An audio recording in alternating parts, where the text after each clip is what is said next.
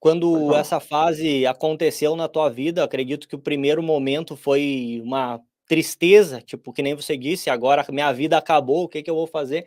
Quanto tempo levou para você aceitar essa nova situação e começar de fato a vou lutar pela minha vida, vou mudar, vou viver uma vida? Porque hoje você é um cara ativo, você é casado, você é, cara, empreendedor, você domina, você tá contando a tua história com nenhuma vergonha e você está basicamente fazendo aqui nesse episódio que a gente está abrindo com o pé direito. E, gente, eu quero pedir para vocês, compartilhe isso em todos os teus grupos, mande para todos os teus contatos no WhatsApp, porque você vai salvar vidas. E eu vou falar de verdade, Bruno, uma notícia, eu não vou expor ninguém, mas uma pessoa muito próxima a mim, que é um jovem de 14, 15 anos, me mandaram uma foto dele fumando com uma arma na mão. Eu fiquei chocado, porque aquele menino era eu do passado.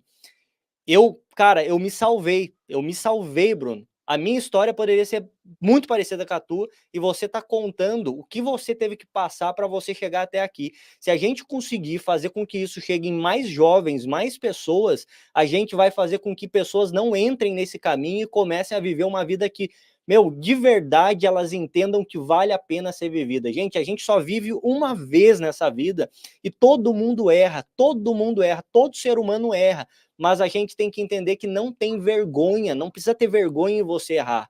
Você pode se perdoar, você pode perdoar quem te magoou, você pode perdoar quem errou com você e você pode decidir começar a entrar numa nova trajetória, que nem o Bruno está contando aqui que fez. Bruno, quanto tempo levou para você de fato começar a, cara, beleza, aconteceu, esse é o meu passado, deixa eu olhar para frente. Cara, levou um ano e pouco. Eu passei um ano e pouco em casa, deitado, eu nem sentava. Os médicos falaram que eu não ia sentar, né? Foi muito.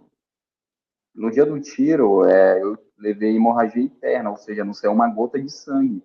O sangue ele ficou preso. Então, Deus tem uma passagem da Bíblia que eu gosto de falar muito. Muitas pessoas falam sobre ela, mas de fato nunca passaram. Cada um tem uma sua particularidade, a forma de passar. Mas eu passei no Vale da Sombra da Morte. Eu conheço o Vale da Sombra da Morte.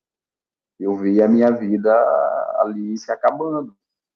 Eu, eu literalmente vi, como a gente costuma falar assim no meio, aquele sono da morte. Eu vi minha vida ali e eu tenho convicção que foi Deus que soprou o novo ar na minha vida, entende? Porque foi muito difícil mesmo e quase não teve resgate, entendeu? Não teve resgate, eu fui resgatado pela população, demorou horas e horas, ou seja, era para mim literalmente morrer mesmo, né? Tava ali sufocando, sufocando, eu sentia, eu falava para as pessoas, eu vou morrer, eu estou morrendo. E esse processo levou um ano para mim de aceitação, de entendimento, porque a partir de um ano e pouco eu ficava só deitado ali, dando trabalho, muito, porque assim, no começo, o que é complexo para você? Porque você consegue fazer as coisas tudo só.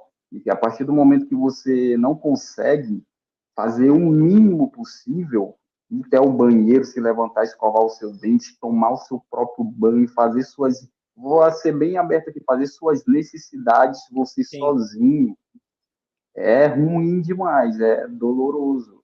Graças a Deus eu tinha minha família, né, minha mãe principalmente, para fazer essas coisas por mim. Mas com um ano que eu passei. E outra coisa, por mais que eu tinha família, eu era muito arrogante. No início da lesão a gente fica muito revoltado. Queria deixar isso claro também, né? Que, fiquei vivo e estou grato por Deus. Não, comigo não foi assim. Com um ano eu já Puta estava cara. muito revoltado da vida. Imagina, pô, minha vida acabou, eu não presto mais pra nada, e ninguém vai me querer. E eu jovem, eu pensei a primeira coisa, nenhuma mulher vai me querer. Meu pai Uhum. jovem, né, eu já Você não estava era na casado e não puberdade ali. namorava na época. Não, eu tinha algumas, namorada não, de fato não, só Uhum. uns ficas, assim, aquelas curtições e tal. Então a primeira coisa que eu pensei, pô, jovem, ninguém vai me querer, cara, eu não presto mais pra nada. E aí com um ano, eu comecei a ter entendimento e discernimento do propósito de Deus na minha vida. Eu comecei a entender, cara, o importante é ter o ar, é respirar, né? É ter essa oportunidade, porque, infelizmente, no mundo que eu vivia, a maioria dos meus amigos, e alguns até melhores amigos, eles não estão mais aqui. A maioria morreu. A É o maioria. destino dessa vida, A né, cara? maioria, a maioria morreu com 17, 18, enfim. Nossa, muitos deles se foram. Então, a partir de um ano, eu comecei a reconhecer o poder de Deus, o que ele queria para minha vida. E aí eu comecei a dar valor, né, a tudo que Deus tinha me possibilitado. É, principalmente quando eu fui perdendo pessoas ao meu redor, amigos próximos, que eu percebi, cara, esse cara ele não teve essa oportunidade. Como eu falei, eu já tinha tido outras oportunidades, assim como essas pessoas que perderam a vida também tiveram oportunidades. Mas chega um Sim. tempo que acontece algo, né? E aí, com um ano e pouco, eu comecei a fazer fisioterapia, comecei a conhecer outras pessoas com deficiência, com mais avançada, que é a tetraplegia, que a pessoa mexe só a cabeça. Então, eu Uhum. vi pessoas em situações piores que a minha, mas sendo felizes, tendo uma vida digna. E eu ficava pensando, cara, como é que essa pessoa é feliz, cara? Como é que pode estar feliz se eu tô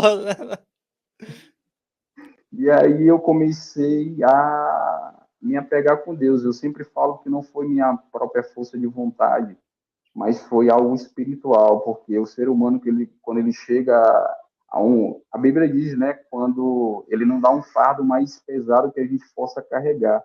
E esse fardo que ele é pesado para o ser humano, porque, logicamente, pensando, uma pessoa que sempre andou, parar de andar, cara, é um absurdo no sentido mental compreender e suportar isso. Então, é no sentido emocional, mas principalmente espiritual, que a pessoa vem uma força que é de Deus, ela não é do ser humano.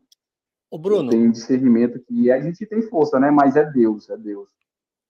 você já acreditava em Deus antes de acontecer esse fato na tua vida? Assim, como eu vivia nesse mundo, muitas pessoas da igreja sempre pregaram a palavra de Deus para mim. Uhum. E sempre tocou no meu coração. Eu sempre entendi que se eu morresse naquela vida, eu iria para um lugar que não tão agradável.